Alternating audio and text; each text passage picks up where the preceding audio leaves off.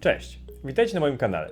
Ja jestem Bąk, a dzisiaj chciałem z Wami porozmawiać o najnowszym, jednym z nowszych dzieci firmy Elementar C, czyli modelu Gatekeeper. Zapraszam Was do oglądania. Te osoby, które są już na moim kanale trochę dłużej, być może pamiętają, że ten model, czyli Elementar C Gatekeepera, generalnie chciałem kupić od momentu, kiedy pierwsze informacje o nim pojawiły się w sieci, a wynika to trochę z tego, że jestem fanem wyścigów Ultra 4, czy na przykład wyścigu King of the Hammers i dawno temu powiedziałem, że jeżeli firma Elementar C kiedyś wypuści model samochodu tego typu, to nie omieszkam go nabyć, co niniejszym uczyniłem. No i jeżeli śledziliście kanał w ostatnich miesiącach, no to wiecie, że model ten składałem w ramach piątkowych live streamów. Doszedłem do takiego momentu, kiedy zostało właściwie pomalować panele i wyposażyć go w elektronikę. Co zrobiłem już, można powiedzieć, poza kamerami, a dzisiaj chciałem z Wami powiedzieć trochę o tym modelu. Chciałem Wam powiedzieć, jakie napotkałem problemy w trakcie budowy. Chciałem Wam powiedzieć, czym różni się Gatekeeper od standardowego Elementar C Enduro, który mamy tutaj. Myk. O, że tak. Ciach. No i trzeci wątek, który chciałem poruszyć, no to chciałem po prostu powiedzieć, w co sobie wyposażyłem tego swojego Gatekeepera. Ja nim jeszcze nie jeździłem, jak widzicie jest świeżynka, czeka na jakąś sesję zdjęciową, zanim go pobrudzę, więc dzisiaj nie będziemy rozmawiali o jego właściwościach terenowych, skupimy się na razie na takich, można powiedzieć, suchych faktach związanych z jego pobytem w garażu czy też w warsztacie. No dobra, to zaczniemy sobie od omówienia tego, co jest zrobione inaczej w tym nowym Gatekeeperze niż jest w modelu Elementar C Enduro, które na rynku jest już chyba od jakichś 3 mniej więcej lat. Zostawimy sobie mojego Enduraka na boczek i damy pierwsze skrzypce Gatekeeperowi, którego widzicie tutaj. No i tak, pierwsze to, co nam się rzuca w oczy, no to jest oczywiście konstrukcja nadwozia, no bo w przypadku modelu Elementar C Enduro mamy standardowe podwozie i na górę zakładamy sobie dowolną leksanową, czy też twardą karoserię, jaką sobie wymyślimy. W Gatekeeperze mamy zamontowany, czy też przygotowaną przez producenta sztywną klatkę z panelami, co nadaje mu taki bardzo wyścigowy i rasowy, można powiedzieć, wygląd. Z tyłu jest miejsce na przykład na zamontowanie koła zapasowego i tak dalej. No i to, co jest jeszcze fajnie wymyślone, to fakt, że ta karoseria odpina się tylko na 2 spineczkach i podnosi się na takim zawiasie. I odkrywa nam się całe tutaj podwozie, które nie jest jakieś dramatycznie inne niż w Enduro, ale występują pewne różnice. Przede wszystkim fakt, że mamy tą klatkę, wymusza na nas węższe progi, bo model jest po prostu węższy. Sama klatka, o czym może nie powiedziałem, no to wadą jest jej fakt, że jest ona relatywnie ciężka. Nie ważyłem jej co prawda, ale czuć w rękach, że trochę ona waży, co oczywiście podnosi nam środek ciężkości tego modelu. Drugim bardzo ciekawym rozwiązaniem, które jest inne niż w Enduro, jest konstrukcja tylnego zawieszenia. Rzućcie sobie oczkiem na nie tutaj, przed kamerami i od boku. Enduro z tyłu wyposażone jest w tak zwane trailing arms. Nie mam pojęcia, czy to ma jakiś polski odpowiednik, w każdym razie tak to się po angielsku nazywa. Czyli jest to takie zawieszenie na takich belkach, można powiedzieć, stosowane w samochodach typu Trophy Track na przykład, czy też w pre-runnerach.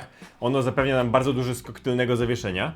Dodatkowo model wyposażony jest z tyłu w stabilizator, czego również nie mamy w standardowym elemencie. No jest to ciekawe rozwiązanie, ono jest na pewno bardzo realistyczne pod kątem budowy właśnie modeli wszelkich prerunnerów, shortcoursów czy stadium tracków, czy innych samochodów startujących w pustynnych wyścigach i to jest bardzo fajny skalowy akcent i podoba mi się, że wprowadzili tego typu innowacje do swojego modelu.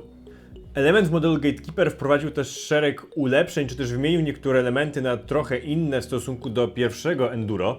No i to, co nam się na przykład rzuca w oczy, to są ulepszone amortyzatory Team Factor, bodajże to się nazywa. One są takie czarne, naprawdę amortyzatory w tym modelu bardzo przyjemnie pracują i podoba mi się to, jak jest to wykonane. To jest jedna sprawa. Druga sprawa, część elementów z tworzywa sztucznego zostało wymienionych na elementy z takiego szarego plastiku, które stosuje Team Associated i jest to plastik, który charakteryzuje się większą sztywnością i twardością, przez co jest jednak bardziej kruchy. Ale jest to trochę wynik tego, że wiele osób narzekało, że Enduro jest po prostu za bardzo elastyczne i za bardzo giętkie, więc Gatekeeper został usztywniony. Na przykład usztywnione zostały mosty. Tylny most, zobaczcie sobie, jest z tego właśnie szarego plastiku, a nie ze standardowego czarnego, tak jak macie tutaj. On trochę jest brudny, ale możecie zobaczyć, to jest ten standardowy czarny plastik, tutaj mamy szary, więc na pewno konstrukcja jest troszkę sztywniejsza. Zostały wprowadzone jeszcze kilka zmian, jedną z nich, otworzymy sobie go znowu, są wieżyczki amortyzatorów. One są trochę innej konstrukcji niż były w standardowym enduro. One teraz mają takie metalowe wkładki, które umożliwiają nam ustawienie amortyzatorów w kilku pozycjach, co jest fajnym rozwiązaniem. Dodatkowo zostało zastosowane wzmocnione mocowanie drążka Panharda. Poprzednie było znowu zbyt takie chybotliwe czy łamliwe. Teraz jest mocne, stalowe i naprawdę sprawia porządne wrażenie. U mnie akurat go nie zobaczycie, bo ja mam zmienione całe przednie zawieszenie, o czym powiem wam trochę później. I kolejnym takim fajnym ulepszeniem, które zostało wprowadzone, to jeżeli byłby w tym modelu most z przodu, to zostały zainstalowane z przodu takie wygięte linki przedniego zawieszenia, które zwiększają prześwit modelu. No i myślę, że to by były takie najbardziej podstawowe różnice w stosunku do Enduro a Gatekeepera. Jak wy sami widzicie, są to pewne niuansiki, modele są zbliżone, ale nie identyczne. No i bardzo mi się, tak jak już kiedyś wspomniałem, podoba, że Element tak jakby rozbudowuje tą swoją platformę, którą mają i idą w ciekawych kierunkach. Ciekawy jestem, jaki będzie kolejny model na tej platformie, bo podejrzewam, że ostatniego słowa jeszcze nie powiedzieli. Coś czuję nosem, że pojawi się coś z 6 kołami, ale pewności nie ma. Wydaje mi się, że to jest coś, czego rynek potrzebuje, bo i Traxxas i Axial już takie modele mają, więc czemu by nie miał zrobić tego Element? Jeżeli chodzi o jakieś problemy, które napotkałem w trakcie budowy tego modelu, to nie było ich jakoś szczególnie dużo. Budowało się Gatekeepera naprawdę przyjemnie, to jest po prostu udany model.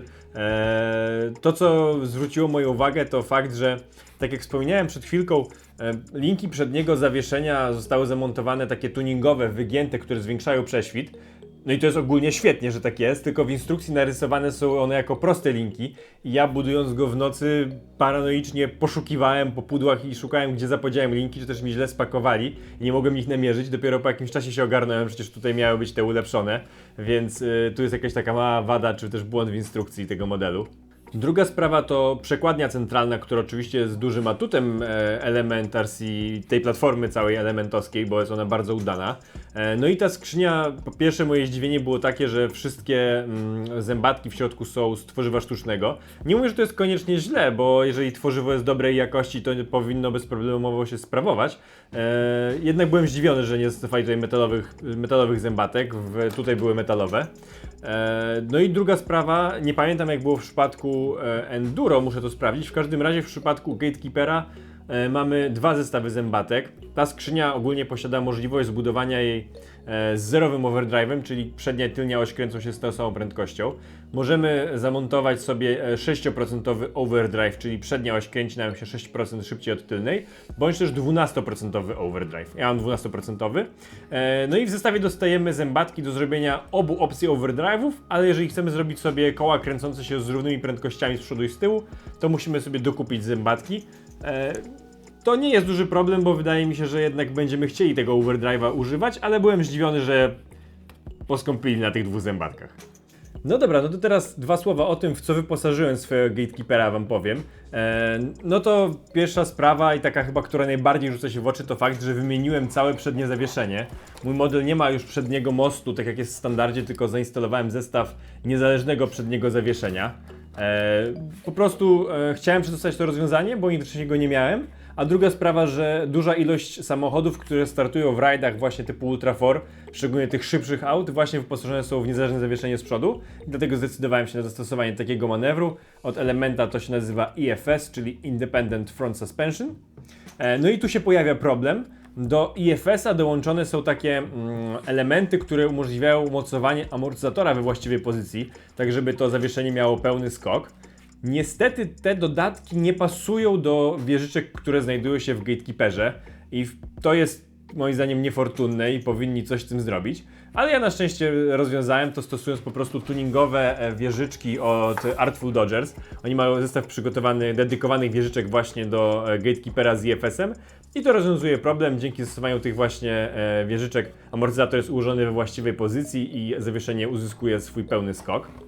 Teoretycznie dzięki temu zawieszeniu ten model powinien lepiej prowadzić się w zakrętach, chociaż myślę, że mimo wszystko w tego typu modelach to nie jest sprawa kluczowa, no ale tak w oryginale by było i cieszę się, że mam teraz model z tego typu właśnie IFS-em.